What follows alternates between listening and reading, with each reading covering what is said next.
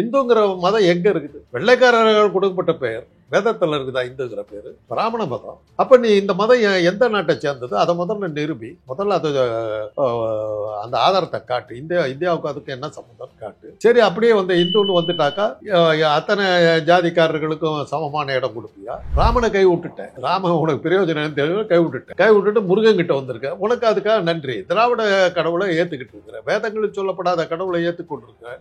வேதங்கள்ல சொல்லப்படாத கடவுள் முருகன் போது அதை ஏத்துக்கிட்டாவே இந்து மதம் அங்க இல்லை. ஆக முருகனுக்கு நீ கந்த சஷ்டி கவசம் படிக்கணும் அப்படின்லாம் நான் சொல்லும் போது திராவிட இயக்கத்தை நீ ஃபுல்லா ஏத்துக்கிட்டேன்னு அர்த்தம். உனக்கு நன்றி. இந்த மாநாடே வந்து திராவிட இயக்கத்துக்காக நடத்தினது. இங்க வந்து அதைத்தான் பேசி ஆகணும். மோடியா இருந்தாலும் சரி, அமித்ஷாவா இருந்தாலும் சரி, அவங்க அப்பனா இருந்தாலும் சரி, எல்லாம் அதைத்தான் பேசி முருகனை தான் பேசி ஆகணும். வந்துட்டாங்க, நம்ம வழிக்கு வந்துட்டாங்க. நான் வந்து எப்படி வந்து இஸ்லாத்தை நான் எப்படி பேச முடியும்? என் மதம் இல்லையே. நீதான் அவன் இஸ்லாமுக்கு வந்து என்ன துலுக்கன்னு சொல்லலையே, கிறிஸ்தவன் வந்து என்ன கிறிஸ்தவன் சொல்லலையே. நீ தானே என்ன வந்து இந்து சூத்திரன் இந்த இவளுக்கோ பிறந்தவன் சொல்ற. பவன் கல்யாணம் அதுதான் சூத்திரன். உங்க அம்மா தப்புன்னு அர்த்தம். அதை நீ ஏத்துக்கிறேன்னா நீ ஏத்துக்கிட்டு பாப்பா. அதை ஏன் என்கிட்ட சொல்ற? உங்க அம்மா தவறானவங்கிறது நீ சம்மதம் தெரிவிச்சு அந்த மாநாட்டுக்கு போயிருக்கிற.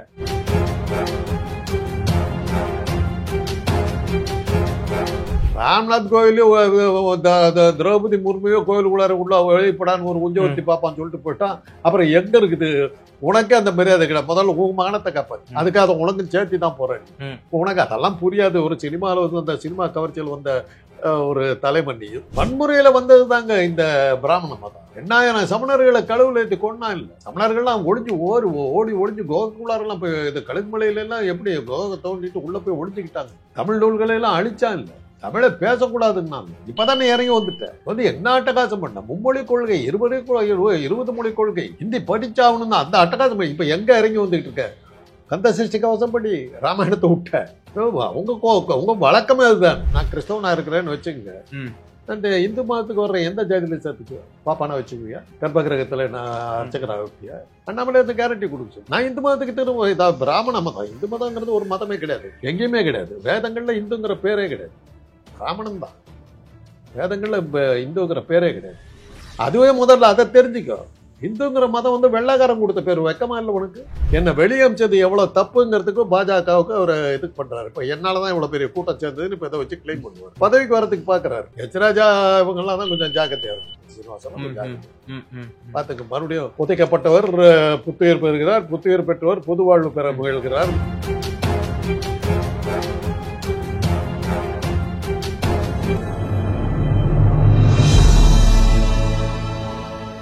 தமிழ் நியூஸ் பார்வையாளர்களுக்கு அன்பு வணக்கம். இன்றைய சிறப்பு நேர்காணலில் நம்மோடு இருந்திருப்பவர் மருத்துவர் மற்றும் அரசியல் விமர்சகர் திரு காந்தராஜ் சார். சார் வணக்கம். சார், மதுரையில் நேற்றைய தினம் இந்து முன்னணி சார்பில் நடந்த அந்த முருகர் மாநாடு ஒரு கிட்டத்தட்ட பல லட்சம் மக்கள் வந்து கலந்துக்கிட்டாங்க. ஆந்திர துணை முதல்வர் திரு பவன் கல்யாண் அவர்கள், அதே போல தமிழ்நாடு பிஜேபி தலைவர்கள், முன்னணி தலைவர்கள் எல்லாம் கலந்து பேச்சுக்களை வெளிப்படுத்துறாங்க. குறிப்பா அதுல வந்து 6 தீர்மானங்களை வந்து நிறைவேற்றியிருக்காங்க. அந்த 6 தீர்மானங்கள்ல வந்து திருப்பரங்குன்றம் மலை மீது கார்த்திகை தீபம் ஏற்ற வேண்டும். அதே போல பஹல்காம் தாக்குதல் சம்பந்தமாக வந்து பதிலடி கொடுத்த பிரதமர் மோடிக்கு நன்றி.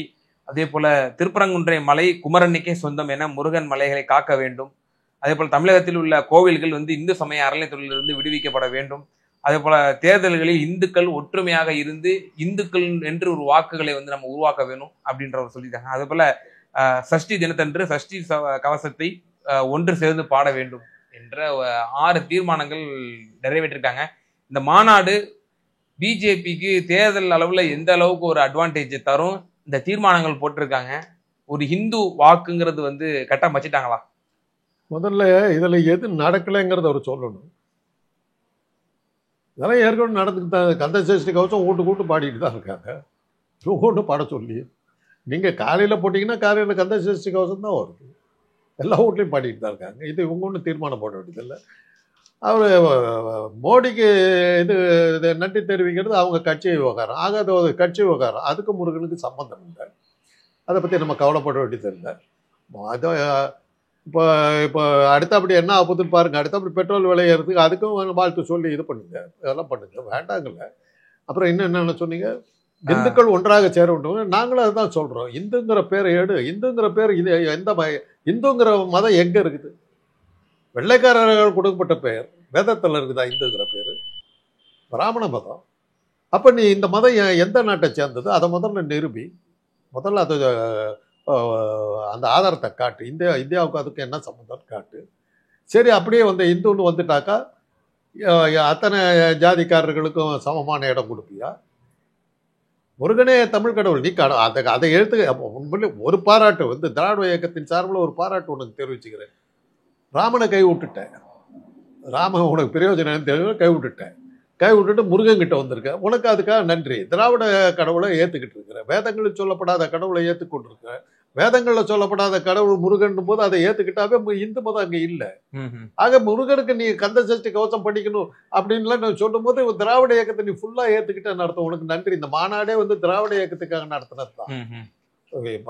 பாஜகங்கிற பேர்ல இருக்க ஒரு பெரிய கோடீஸ்வரர்கள்லாம் ஒன்றா சேர்ந்து திராவிட இயக்கத்துக்கு சப்போர்ட் பண்ணி நடத்தினதா தான் நான் பார்க்குறேன். நீ வடநாட்டில் போய் ஒரு இவனுக்கு ராமனுக்கு கோயில் கட்டு, உனக்கு தைரியமும் தில்லு இருந்தாக்கா நீ ராமனை வச்சு இல்லை நீ நடத்தி இருக்கணும். இது ராமனுக்கு எங்க கோயிலே கிடையாது, ஆனால் உனக்கு அது இடமும் இல்லை, வேற வழி இல்லை. தமிழை எடுத்துக்கிட்ட, தமிழ் கடவுளை எடுத்துக்கிட்ட, தமிழ் வேதத்தில் சொல்லப்படாத முருகனை ஏற்றுக்கிட்ட, சிவபெருமானை ஏற்றுக்கிட்ட, எல்லாமே வந்து திராவிட இயக்கத்துக்கு ஆதரவாக தானே இருக்குது. நாங்கள் என்னை பொறுத்தவரையிலும் பக்தி மார்க்கத்தில் ஈடுபட்டு இருக்கிறது திராவிட இயக்கத்துக்காரர்கள் நடத்தின மாநாடு தான் இதை பார்க்குறேன். ஓஹோ, அந்த அளவுக்கு மனமாற்றம் ஏற்பட்டு அப்படிதான் இருக்குது, வழி இல்லை. இங்க வந்து அதைத்தான் பேசி ஆகணும். மோடியா இருந்தாலும் சரி, அமித்ஷாவா இருந்தாலும் சரி, அவங்க அப்பனா இருந்தாலும் சரி, எல்லாம் அதைத்தான் பேசி, முருகனை தான் பேசி ஆகணும். ஆனா வந்துட்டாங்க, நம்ம வழிக்கு வந்துட்டாங்க. அந்த துணை முதலமைச்சர் திரு பவன் கல்யாண் என்ன சொல்றாரு அப்படின்னா, இந்துக்கள்லாம் நீங்க அவ்வளோ இலகுவா நீங்க வந்து கேவலப்படுத்திடுறீங்க, நீங்க வந்து திட்டி தீத்துடுறீங்க. குறிப்பா என்ன சொல்றாரு அப்படின்னா, முருகரை எங்க இந்து கடவுளான முருகரை வந்து நீங்க கேள்வி கேட்க தெரியுது, ஆனா அரேபிய மதமான இஸ்லாத்தை பத்தி நீங்க கேள்வி கேட்க வந்து உங்களுக்கு வந்து துணிவு இருக்கா? இல்ல பாலஸ்தீன்ல உருவான நம்ம கிறிஸ்தவ மதத்து மீது கேள்வி கேட்க உங்களுக்கு உரிமை இருக்கா? இந்துக்களை வந்து நீங்க வந்து புண்படாம, அதாவது நீங்க வந்து புகழ கூட வேண்டாம், நீங்க வந்து அவமரியாதை செய்யாம இருங்க, குறைந்தபட்சம் அவங்களுக்கு கொடுக்குற மரியாதை எங்களுக்காவது கொடுங்க அப்படின்னு சொல்லி சொல்றாங்களே, எப்படி பாக்குறீங்க? அவங்களுக்கு மரியாதைன்னா ஒன்றும் கிடையாதுங்க. நாம வந்து இப்போ நான் வந்து எப்படி வந்து இஸ்லாத்தை நான் எப்படி பேச முடியும்? என் மதம் இல்லையே, நீ தான். அவன் இஸ்லாமுக்கு வந்து என்னை துலுக்கன்னு சொல்லலையே, கிறிஸ்தவன் வந்து என்னை கிறிஸ்தவன் சொல்லலையே, நீ தானே என்னை வந்து இந்து சூத்திர இந்த இவளுக்கோ பிறந்தவன் சொல்ற. பவன் கல்யாணம் அதுதான், சூத்திரன். உங்க அம்மா தப்புன்னு அர்த்தம், அதை நீ ஏத்துக்கிறேன்னா நீ ஏத்துக்கிட்டு பாப்பா, அதை ஏன் என்கிட்ட சொல்ற? உங்க அம்மா தவறானவங்கிறது நீ சம்மதம் தெரிவிச்சு அந்த மாநாட்டுக்கு போயிருக்கிற, போ. யார் வேணாண்ணா, எங்களுக்கு என்ன அதை பத்தி கேட்கறீங்க? எங்களுக்கு மானம் மரியாதை வெக்கம் இதெல்லாம் இது சூடு சோறனைலாம் இருக்குது, அதனாலதான் நாங்க மாட்டோம். எங்க இருந்தா வந்து மதம், அதே நீ சொல்ற அரேபியாவில் உருவான மதத்தை இது, அரேபியாவில் உருவான மதம் அவங்க பார்த்துக்க வேண்டிய விஷயம், அது எனக்கு என்ன இருக்குது அதை பத்தி? அது என் மதம் இல்லையே. நாங்க வந்து மதம்னாக்க இந்து மதம் அது இதுன்னு பார்க்கல. பகுத்தறிவாளர்கள் வந்து எல்லா மதத்தையும் தான் தப்பா. நீ அந்த அவனை நம்பி மடையனா இருக்காத, நீ இவனை நம்பி மடையனா இருக்க, நீ இவனை நம்பி மடையனா. இது கடவுளை நம்பினாலே மடையங்கிறதா நாங்க பொதுவா தான் சொன்னோம். கடவுளை நம்புகிறவன் முட்டாள், பரப்புபவன் அயோக்கியன், பரப்புபவன் அயோக்கியன் தான். காட்டு கடவுள் எல்லா கடவுளும் தான், இந்த கடவுள் அந்த கடவுள். ஆனா குறிப்பா பெரியாரிஸ்டுகளா இருக்கட்டும், நாத்திகவாதிகளா இருக்கட்டும், இந்து மதத்தை மட்டும்தான் செலக்டிவா விமர்சனம் பண்றீங்க. அவன் தானே என்ன வந்து சூத்திரங்கிறான். கிறிஸ்தவன் என்ன சூத்திரன்னு சொல்லலையே. சர்ச்சில் போய் நான் கிறிஸ்தவனா இல்லைன்னா கூட நான் போய் உள்ள போய் மேரு மாதாவை தொட்டு கும்பிட்டு வரலாமே. நாகூர் தர்காவில் போய் உள்ள உளுந்து ஊதுவத்தி ஏற்றிட்டு வரலாமே. கபாலி கோயிலில் உள்ள போக முடியாது, நான் பரசாத்தி கோயிலில் உள்ள போக முடியாது, திருப்பதி கோயிலில் உள்ள போக முடியாது. பவன் கல்யாணம் போயிடுவானா? எவ்வளவு பெருசா பேசுறாரு, உள்ள விட்டுருவாங்களா கர்ப்ப கிரகத்துல? ராம்நாத் கோயிலையும் திரௌபதி முர்மையோ கோயிலுக்குள்ளார உள்ள வெளிப்படான்னு ஒரு உஞ்சவர்த்தி பாப்பான்னு சொல்லிட்டு போயிட்டான். அப்புறம் எங்க இருக்குது உனக்கே அந்த மரியாதை கிடையாது? முதல்ல உன் மானத்தை காப்பாத்திக்க, அதுக்காக உனக்கு சேர்த்தி தான் போறேன். உனக்கு அதெல்லாம் புரியாது. ஒரு சினிமாவில் வந்து அந்த சினிமா கவர்ச்சியில் வந்த ஒரு தலைமன்னியும் அது சரி, ஆந்திராவும் தமிழ்நாடு அதுக்கு பேர் போன விஷயங்கள், அதுல வந்தவன் தான் நீ. உனக்கும் உங்ககிட்ட போய் அரசியல் பேசுறது தான் அர்த்தம். அந்த பவன் கல்யாணுக்கு வந்து எப்படி என்டி ரமாருக்கு அதை சொல்ல இருக்கா? இல்லை அவரு என்.டி. ராமராவ் வந்து திராவிட இயக்கத்தை இது பண்ணுவார். கடவுள் வேஷம் போட்டாலும் வந்து திராவிடத்தை இது பண்ணி திராவிட யூனிவர்சிட்டி ஸ்டார்ட் பண்ணாருங்க. திராவிடியன் மூவ்மெண்ட்னா என்ன, திராவிடியன் ரேஸ்னா என்னங்கிறதுக்காக திராவிடியன் யூனிவர்சிட்டி ஸ்டார்ட் பண்ணியிருக்காரு. அதை முதல்ல புரிஞ்சுக்க நீ. சரி, உனக்கு அதெல்லாம் புரியாது. நீ சினிமா கவர்ச்சி உள்ள வந்தவங்க மக்கள் ஓட்டு போட்டாங்க. உனக்கு போய் கொள்கை அடிப்படை உனக்கு என்ன கொள்கை இருக்குதுன்னு தெரியாது. இன்னைக்கு அவர் டெல்லியில் அவர் பவர்ஃபுல்லாக இருக்காரு. உன்னை காப்பாற்றிக்கிறதுக்கு நீ அவங்களோட குலாம் போட்டு சுத்தாரு. அது உன் கஷ்டம். நாங்கள் வந்து எந்த மதத்தையும் நாங்கள் ஏற்று பேசலையே. நாங்கள் அந்த மதம் எந்த மதத்தையும் நாங்கள் ஏற்றுக்கல. எந்த மதத்தையும் ஏற்றுக்கல. Hindu I'm proud Hindu. நான் ஹிந்துன்னு சொன்னாலே என்னை வந்து மதவாதின்ற ஒரு முத்திரை குத்திடுறீங்க. ஆனா ஒரு கிறிஸ்தவரையோ முஸ்லீம்களையோ வந்து நீங்க அப்படி குத்துறது கிடையாது. அதைத்தான் நான் முதல்ல திருப்பி மதவாதின்னு சொல்றேன். என்ன வந்து சூத்திரன் வழி அனுப்பல. காது மிரண்டால் காடு கொள்ளாது அப்படின்னு. சாது மிரண்டால் காடு கொள்ளாது அப்படின்னு சொல்றாரு. நீ சாதுவா தானே இருக்கிற. நீ என்னைக்கு மிரண்டுறது, என்னைக்கு காடு கொள்றது. ஆக அதுல புரியுது இல்ல. இவன் ஒரு பெரிய தவறான ஆசாமி. இவன் எதை வேணாலும் பண்ணுவாங்க. காடையே கொள்ளாதுங்கிற அளவுக்கு வன்முறை இது பண்ணுவாங்க. வன்முறையில வந்தது தாங்க இந்த பிராமண மதம். எண்ணாயிரம் சமணர்களை கடவுள் ஏற்றி கொண்டா இல்லை. சமணர்கள்லாம் ஓடி ஒளிஞ்சு கோகுலாரெல்லாம் போய் இது கழுகுமலையில எல்லாம் எப்படி கோகை தோண்டிட்டு உள்ள போய் ஒளிஞ்சுக்கிட்டாங்க. அப்படித்தானே வந்தாங்க. தமிழ் நூல்களை எல்லாம் அழிச்சா இல்ல. தமிழை பேசக்கூடாதுன்னா இப்பதானே இறங்கி வந்துட்டேன். வந்து என்ன அட்டகாசம் பண்ண மும்மொழி கொள்கை, 20 மொழி கொள்கை, ஹிந்தி படிச்சாகணும்னா அந்த அட்டகாசம். இப்ப எங்க இறங்கி வந்துகிட்டு இருக்க. கந்த சஷ்டி கவசம் படி, ராமாயணத்தை விட்ட. அது உங்க வழக்கமே அதுதானே. மோடிக்கும் அமித்ஷாவுக்கும் தாய்மொழி வந்து குஜராத்தி. அதை வச்சுக்கிட்டா பிரயோஜனம். குஜராத்தி தூக்கி எறிஞ்சு போட்டு ஹிந்தி பேச போயிட்டாங்கல்ல. எதுல பழப்பம் இருக்குது, எங்க வசூல் இருக்குது, அங்க போயிடுவாங்கல்ல. அதுதான் உங்க வேலை.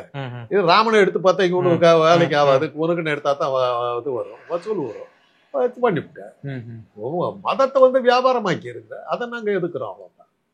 இல்ல இன்னொரு விஷயமும் சொல்றாரு.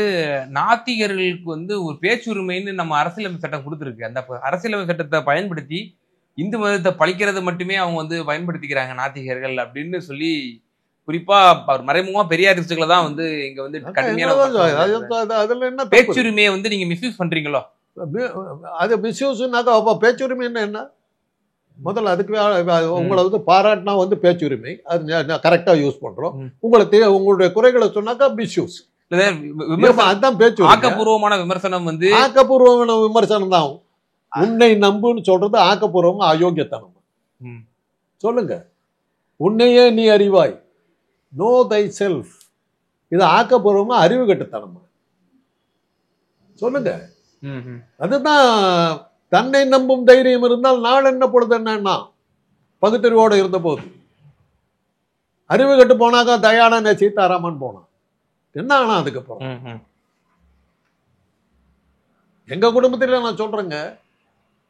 எங்க அண்ணா ராஜாராம் வந்து பெரியார் பிள்ளையார் சிலையை உடைச்ச போராட்டம் நடத்தினார்.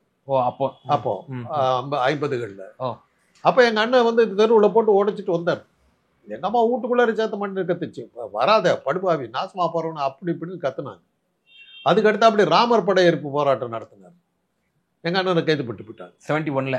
அது இல்ல 71, அதுக்கு முன்னாடி 50 60களிலேயே அப்ப அப்ப வந்து கைது பண்ணிட்டு போட்டாங்க. 3 மாசம் ஜெயிலுக்கு போயிட்டாரு.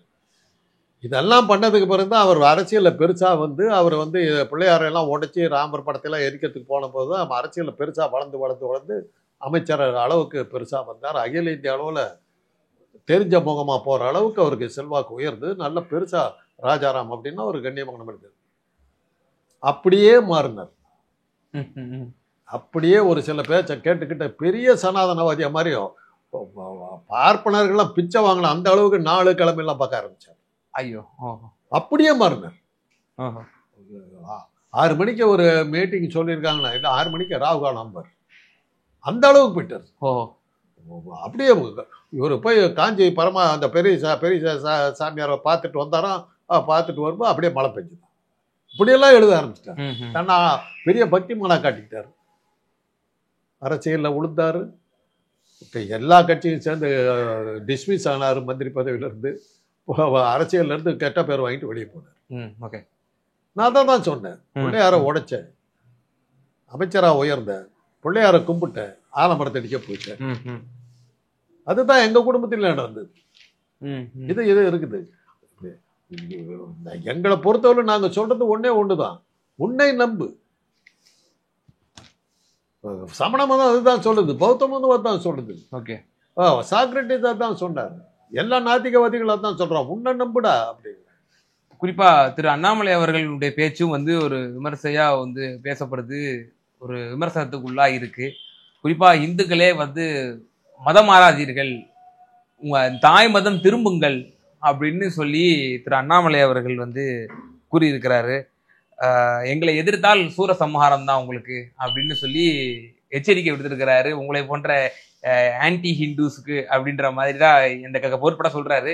தாய் மதம் திரும்ப நான் வர்றேங்க, நான் கிறிஸ்தவனா இருக்கிறேன்னு வச்சுக்கோங்க, அந்த இந்து மதத்துக்கு வர்ற எந்த ஜாதியில சேர்த்துக்குவேன்?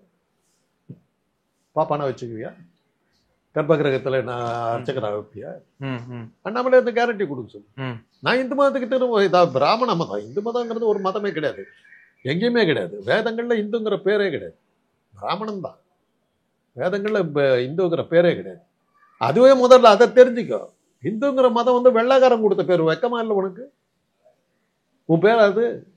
இந்தியாவில் இந்த மாதிரி ஒரு கூட்டம் இருக்காங்க, அவங்களுக்கு இந்துன்னு பேர் வச்சான்.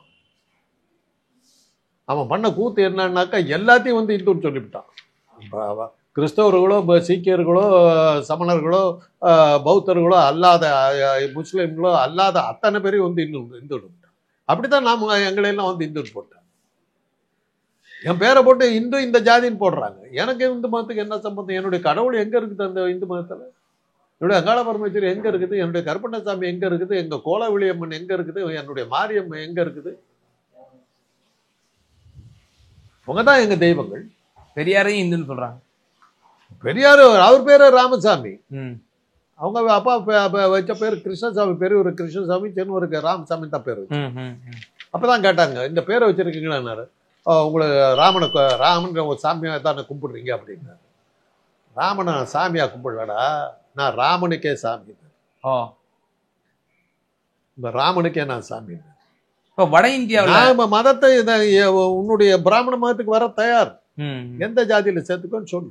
வட இந்தியாவுல ஓப்பனா சொல்லுவாங்க சார், பிஜேபி பிரச்சாரம் பண்ணுவாங்க, கருவாபசி வீடு திரும்பு அப்படின்னு சொல்லுவாங்க, தாய் மதம் திரும்புவாங்க. அதே முழக்கத்தை இப்ப திரு அண்ணாமலை அவர்கள் இங்க முன்வைக்கிறாங்க. நான் வர்றதுக்கு தயார், என்ன பிராமணனா இது பண்ணி பூணூல் போட்டு உட்கார வை, என்ன வந்து கருவறைக்குள்ள வந்து அர்ச்சகரா போடு. ஓஹோ, ரெடி.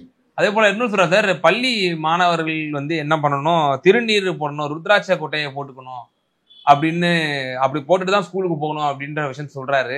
அதே போல சிலர் வந்து செல்ஃபி எடுக்கணும்னாலே திருநீரை அழிச்சிட்டு எடுக்கிறாங்க அப்படின்னு சொல்லி திருமாவளவன் அவர்களை வந்து மறைமுகமான கடுமையான விமர்சனத்தை முன் வச்சிட்டாரு. ஸோ பள்ளி மாணவர்களும் எப்படி இருக்கணும், இந்து பள்ளி மாணவர்கள் அப்படின்ற ஒரு இதையும் சொல்றாரு ரோல் மாடலா. அதே போல திருமாவளவனையும் விமர்சனம் பண்றாரு. எப்படி பாக்குறீங்க? அது அவருடைய அவர் கொடுக்குற இதுக்கு சம்பளத்துக்கு அவர் வேலை செய்கிறாரு. அவருக்கு தலைமை பதவி போயிடுச்சு. ஏன்னா இந்த கூட்டத்துமே வந்து அவர் கொஞ்சம் சேர்த்து விற்பாருங்கிறது தான் என்னுடைய இது. அவருடைய செல்வம் செல்வாக்கையும் பயன்படுத்தி, ஏன்னா அமித்ஷா வந்த போதே அவர் அவர் பேரை சொல்லும் போதெல்லாம் பெரிய கைத்தட்டலாம் அது இது வந்து இருந்தாங்க. தன்னுடைய செல்வாக்கை காட்டுறாரு. பார்த்தீங்கன்னா தனக்கு முக்கியத்துவம் கொடுக்குற இடத்துக்கெல்லாம் அவர் வந்து இது பண்ணுறாரு. என்னை வெளியமிச்சது எவ்வளோ தப்புங்கிறதுக்கும் பாஜகவுக்கு அவர் இது பண்ணுறாரு. இப்போ என்னால் தான் இவ்வளோ பெரிய கூட்டம் சேர்ந்ததுன்னு இப்போ இதை வச்சு கிளைம் பண்ணுவார். பதவிக்கு வரதுக்கு பார்க்குறாரு. எச் ராஜா இவங்கெல்லாம் தான் கொஞ்சம் ஜாக்கிரதையாக இருக்கும். வானதி சீனிவாசன் ஜாக்கிரதையாக பார்த்துக்கு. மறுபடியும் புதைக்கப்பட்டவர் புத்துயிர் பெறுகிறார், புத்துயிர் பெற்றவர் புது வாழ்வு பெற முயல்கிறார், சோவோட வாசனம். அதை தான் சொல்றேன். இப்போ உள்ள இந்துக்கள்லயே வந்து அவர் ஒரு விஷயத்தோட ஒப்பிட்டு சொல்றாரு எந்த அளவுக்கு நெருக்கடியில் இருக்காங்க அப்படின்னு. இப்போ இஸ்ரேலில் நம்ம போர் நடந்துட்டு இருக்குன்னு தெரியும். எப்படி இஸ்ரேல் வந்து ஒரு 0.2% ஆஃப் பாப்புலேஷனை இருந்துக்கிட்டு அவங்க வந்து 4 நாடுகளுக்கு எதிராக இப்போ வந்து தங்களுடைய இருப்பை தற்காத்து கொள்ள அவங்க போரிட்டு கொண்டிருக்கிறார்களோ, அந்த மாதிரியான நெருக்கடியில வந்து இந்துக்கள் மீது வந்து தாக்குதல் தொடுக்கப்படுகின்றன அப்படின்னு சொல்லி சொல்றாரு. இந்துக்கள் அவ்வளவு நெருக்கடியில இருக்காங்களா? அப்ப இந்துக்கள்ங்கிறத அவர் யார சொல்றாரு? இந்துக்கள் வந்து இந்தியாவில் 3% தான் இருக்காங்களா? இந்துக்கள் தாங்க பெரும்பான்மை. இஸ்ரேல் உலக யூதர்கள் வந்து 0.25%, இங்க பிராமணர்கள் வந்து 3%. அதான அந்த மதிவதனிங்கிற பொண்ணு அழகா சொல்லுச்சு. 234 சட்டமன்ற தொகுதி சட்டமன்ற உறுப்பினர்கள் 3 கோடி பேரால் தேர்ந்தெடுக்கப்பட்ட சட்டமன்ற உறுப்பினர்கள் கொண்டு வருகிற தீர்மானத்தை கவர்னர் 3% இருக்கிற கவர்னர் முடியாதுன்னு நிறுத்துறாரு.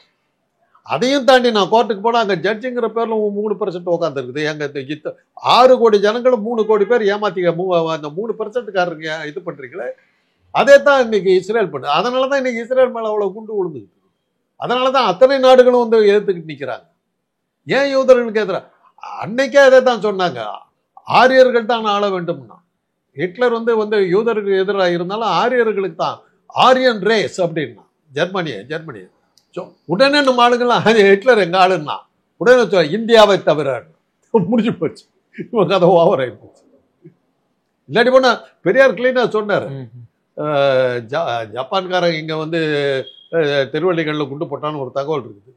இந்த குண்டு போட்ட உடனே ஐயர் பூரா ஜெர்மன் படிக்க ஆரம்பிச்சா, ஐயங்கார் பூரா ஜாப்பனீஸ் படிக்க ஆரம்பிச்சாங்க. நம்ம ஆட்சிக்கு வந்துட்டாக்க நம்ம பதவியில் உட்கார்றதுக்கு அவங்க சாமர்த்தியமே வேறங்க. பிரிட்டிஷ் காலத்துல வந்து பிரிட்டிஷார் எதிர்த்து போராடுறாரு நேரு. அவரை கைது செய்ய உத்தரவு போட்டவர் வந்து HVR ஐயங்காருங்கிற லார்ட் மவுண்ட் பேட்டனுடைய செக்ரட்டரி. HVR ஐயங்கார் நம்ம தமிழ்நாட்டு பிராமணர். அவர் தான் நேருவை கைது பண்ண உத்தரவு போட்டார். இந்தியா சுதந்திரம் அடைஞ்சு நேரு பிரைம் மினிஸ்டரா வர்றாரு, அவருடைய செக்ரட்டரி HVR ஐயங்கார். அதுதான் அவங்க சாமர்த்தியம். ஓகே, இதைத்தான் நாங்க சொல்றோம். எவ்வளவு சாமர்த்தியம் பாருங்க. அவனுக்கும் அவங்க இதுலயும் ஆட்சி, இவன் இதுலயும் ஆட்சி. அதான் அண்ணா வந்து எழுதினார், ஆரியமாயின்னு எழுதினாரு. 6 மாசம் உள்ள போட்டாங்க. காந்தியார் சாந்தி அடையன்னு ஒரு புக் எழுதினாரு ஆசை தம்பி, AVP ஆசை தம்பி. அவருக்கு தலையை மொட்டை அடிச்சு கைதி உடைய போட்டு அரைக்கால் சட்டை போட்டு சிறையில தாண்டாங்க. அந்த அளவுக்கு அவங்க இருந்தாங்க. நீதி கட்சி அதுக்காக தாங்க ஆரம்பிச்சது. பிராமண ஆதிக்கத்தை ஒழிக்கிறதுக்காக தாங்க ஆரம்பிச்சது. அட்டகாசம். பெண்கள் வெளியே வரக்கூடாது, சூத்திரம் படிக்கக்கூடாது, எவ்வளவு தாளிக சூத்திரம் தெருவில் வரக்கூடாது. எங்க கம்யூனிட்டிக்கு ஒரு பேர் உண்டுங்க, குற்றப்பரம்பரைன்னு பேர். வெள்ளக்காரனை எடுத்ததுனால எங்களுக்கு கொடுத்த பேர். குழந்தை பிறந்த உடனே போலீஸ் ஸ்டேஷன்ல பத்தி எங்களை பத்தி டீட்டெயில் கொடுக்கணும். அப்புறம் வந்து பெரிய போராட்டத்துக்கு பிறகு, சுதந்திரம் வந்ததுக்கு பிறகு அது பெரிய போராட்டத்துக்கு முத்துராமலிங்க தவறுலாம் போராட்டத்துக்கு பிறகுதான் அந்த பேரை தடையை எடுத்தாங்க. காரணம் என்னன்னா, இந்த வேலு நாச்சியார், மருது பாண்டியர், இவங்க பூலித்தேவன் எல்லாம் பண்ண கூத்துல நாங்க மாட்டிட்டு முடிச்சோம். அந்த மாதிரி பேர் வாங்கணும். இவனுக்கு என்ன இருந்தவனுங்க அன்னைக்கு காட்டி கொடு, திப்பு சுல்தானை காட்டி கொடுத்தவன் யாரு? அண்டேன் இருக்காரு, ஹெல்த் மினிஸ்டரா இருக்காரு, அவருடைய முப்பாட்டம் தான் காட்டி கொடுத்தாரு. அப்படிதான் அவன் தோக்குறான். காட்டி கொடுக்கறதே வேலையா இருந்தவன். ஆனா அவரு திராவிட இயக்கத்துல ஒரு அமைச்சர்கள் இருந்தாருங்கிறது நீங்க மறக்க கூடாது. அது எம்ஜிஆர் கொடுத்தாரு. அதாவது சந்தர்ப்பம் கிடைச்ச போது அது உள்ள வந்துட்டாருல்ல. ஓகே, இதம்மா இப்ப ஜெயலலிதா என்ன கிராம தேவதைகளுக்கு எல்லாம் பூஜை பண்ணக்கூடாது நாங்க எழுந்து எதிர்ப்புல பேசாம போயிடுச்சு இல்ல. அது என்ன படிச்சு இந்த அம்மன் வழிபாட்டையே தடுக்கத்தானே பார்த்துச்சு. ஓகே சார், இப்போ பவன் கல்யாணுடைய இந்த வருகையை வந்து எப்படி சார் பார்க்கணும்? இங்க உள்ள மொழி சிறுபான்மையினருடைய வாக்குகளை வந்து குறிப்பா திராவிட முன்னேற்ற கழகத்திற்கு ஒட்டுமொத்தமா செல்கிறது. அதை வந்து தடுக்க வேண்டும் என்ற ஒரு காரணத்திற்காகத்தான் பவன் கல்யாணை இங்க வர வைத்திருக்கிறார்கள். இங்க இருக்கக்கூடிய Telugu speaking people, linguistic minorities வாக்குகளை எல்லாம் அறுவடை செய்ய வேண்டும் என்ற ஒரு ஸ்ட்ராட்டஜி இருக்குன்னு சொல்லப்படுது. அது அவங்களுக்கு கை கொடுக்கும் நீங்க நினைக்கிறீங்களா? அதை சேகர் பாபு பார்த்துக்கார். இன்னைக்கு தமிழக அமைச்சர்கள் அவர் தான் ஒரு முக்கியமான அமைச்சர், தெலுங்கு பேசுறவர். ஓகே, அவர் பார்த்து கவலைப்படுங்க. ஓகே சார், இறுதியான ஒரே கேள்வி. இந்த மாநாடு ஒரு மிகப்பெரிய ஒரு தாக்கத்தை ஏற்படுத்தும் தமிழக அரசின் வரலாறுலே. இந்த மாநாட்டுக்கு முன், இந்த மாநாட்டுக்கு பின் அப்படின்னு தான் வந்து வரலாற்று எழுதப்பட வேண்டும் அப்படின்னு சொல்லி திரு அண்ணாமலை சொல்றாரு. இந்துக்களுக்கு என்று ஒரு வாக்கு வந்து எப்படி வட மாநிலங்கள் இருக்கிறதோ தமிழகத்திலும் உண்டாகும் அப்படின்னு சொல்லி திரு அண்ணாமலை சொல்லியிருக்கிறாரு. அப்படிதான் உங்களுக்கு தோணுதா? இது வந்து உண்டு பண்ணிடுவாங்களா இந்த வரக்கூடிய தேர்தலில்? வந்து நான் இப்படி சொல்றேன், மாநாட்டுக்கு முன் அண்ணாமலை, மாநாட்டுக்கு பின் அண்ணாமலை அப்படின்றத பார்க்கலாம். இதனால அண்ணாமலைக்கு ஏதாவது வாழ்வு கிடைச்சதுன்னா வாழ்த்துக்கள். ஏன்னா என்ன பொறுத்தவரையில அண்ணாமலை மேல எனக்கு ஒரு மரியாதை. பிராமண ஜனதா பார்ட்டின்னு தான் பேர். பாரதிய ஜனதா பார்ட்டின்னு தமிழ்நாட்டில் பேரே கிடையாது. அது பிஜேபிக்கு வந்து பிராமண ஜனதா பார்ட்டி. அந்த பிராமண ஆதிக்கத்தை ஒழிச்சவர் அவர். எச்ராஜாவெல்லாம் அன்னைக்கு வீட்டுக்கு போனவர் தாங்க, அடிச்சு துரத்தி விட்டார்ல, அப்புறம் தானே எல்லாம் ஓடி போயிட்டாங்க. அந்த மாதிரி ஒரு பிராமண ஜனதா பார்ட்டியை வந்து சூத்திர ஜனதா பார்ட்டியா மாத்தின அந்த வகையில் அண்ணாமலைக்கு எனக்கு மேல ஒரு மரியாதை உண்டு. இந்த மாநாட்டுக்கு பிறகு ஒரு சூத்திர கடவுளை வந்து நீ கும்பிட்டு இருக்க. அதனால உனக்கு வாழ்த்துக்கள். அந்த கடவுளை பெருசாக்கி இருக்காரு. ராமனை ஓரம் கட்டிட்டு, ராமனை தூக்கி தெருவில் எரிஞ்சுட்டு, வேதங்களில் சொல்லப்படாத முருகனை தூக்கி நீ தலையில பிடிச்சிட்டு ஆடி இருக்கு. ஆக நீ சனாதனத்துக்கு எதிராக நீ ஒரு பெரிய மாநாட்டை கூட்டியிருக்க. உனக்கு வாழ்த்துக்கள். திராவிட இயக்கத்தின் சார்பில் உங்களுக்கு வாழ்த்துக்கள். சனாதனத்தை எதிர்க்கிற ஒரு முருகனை தூக்கி வைத்து சனாதனத்தால் ஆதரிக்கப்பட்ட ராமனை குப்பையில தூக்கி வீசிவிட்டு நீ இப்பேற்பட்ட மாநாட்டை நடத்தி தமிழுக்கும் தமிழ் இனத்துக்கும் ஒரு பெரிய மரியாதை கொடுத்து உன்னுடைய வாழ்த்துக்கள். நன்றி. எங்க கூட வந்து இப்போ நீ சேர்ந்துருக்கிற வா வா நாமளே உன்னுடைய அட்டகாசத்தையெல்லாம் இங்கே வந்து பண்ணி இதையும் உன்னை சேர்த்துக்கிறோம். வா, தைரியமா இரு. உனக்கு ஒன்றும் வாழ்க்கை போயிடுச்சுன்னு நினைக்காத, பிஜேபி எலட்சின்னு நினைக்காத. உன்னுடைய சில செயல்பாடுகள்லாம் பார்க்கும்போது உனக்கு அடித்தளத்தில் உனக்கு திராவிட சிந்தனைகள் இருக்கு. அதனால நீ வர்றதை நான் வரவேற்கிறேன். நிச்சயமா சார். இந்த முருகர் மாநாடு சம்பந்தமா பின்னணி அரசியல் எங்க நேயர்களுக்கு ரொம்ப தெளிவா விளக்குனீங்க. ரொம்ப நன்றி சார். நமது தமிழ் நியூஸ் சேனலில் உங்களது பொருட்களை வெறும் 500 ரூபாயில் விளம்பரம் செய்ய வேண்டுமா? தொடர்புக்கு 7806942275 தொடர்பு கொள்ளுங்கள்.